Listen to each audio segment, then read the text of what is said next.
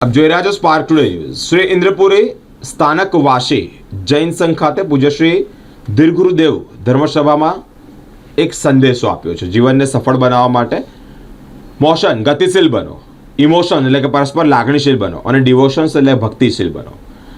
શતાધિક ઉપાશ્રય નિર્માણ પ્રણેતા પૂજ્ય ધીરગુરુદેવની નિશ્રામાં 30મી રવિવાર સવારે આજવાડ ખાતે જાવક ભવન ખાતે નૂતન ઉપાશ્રયની શિલારોપણ વિધિ સમારોહ યોજાયો છે।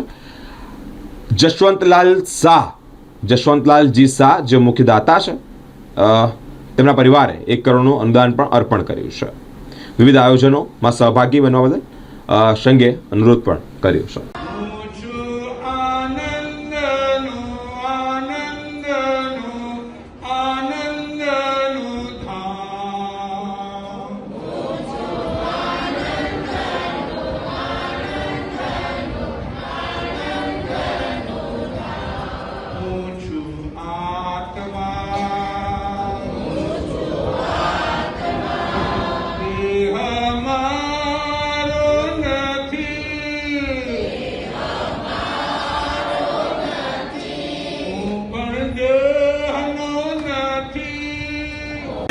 આજે ગોંડલ સંપ્રદાયના પરમ શ્રદ્ધેય પૂજ્ય ધીર ગુરુદેવ મહારાજ સાહેબની નિષ્ઠામાં શ્રી ઇન્દ્રપુરી સ્થાનકવાસી જૈન સંઘ વડોદરાના નૂતન શિલાન્યાસ સમારોહનું આજે આયોજન જાવક ભવન ખાતે રાખેલ છે।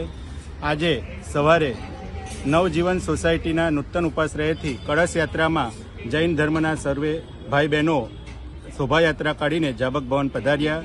ત્યાં ગોંડલ સંપ્રદાયના પરમ શ્રદ્ધેય શતાધિક ઉપાશ્રય નિર્માતા પૂજ્ય ધીર ગુરુદેવની નિષ્ઠામાં આ નૂતન ઉપાશ્રયનું શિલાન્યાસ સમારોહ રાખેલ છે, જેમાં સર્વે જૈન સાધુ સંતોની હાજરી છે અને સર્વે જૈન ધર્મના ચારેય ફિરકાના લોકો પધારેલા છે।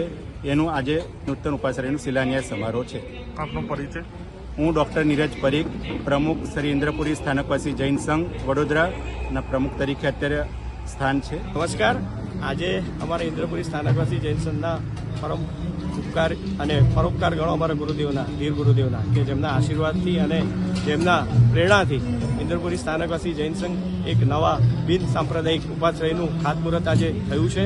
આ પ્રસંગે અમારા ઇન્દ્રપુરી સ્થાનકવાસી જૈન સંઘની તમામ ટીમ, બધા જ કાર્યકરો અને બધા જ મિત્રો સાથે, ટ્રસ્ટીગણ સાથે બધા ઉપસ્થિત રહ્યા છે અને આ કામ એક સરસ કામગીરી આગળ ચાલુ થઈ રહી છે। એના માટેનો આજનો કાર્યક્રમ છે।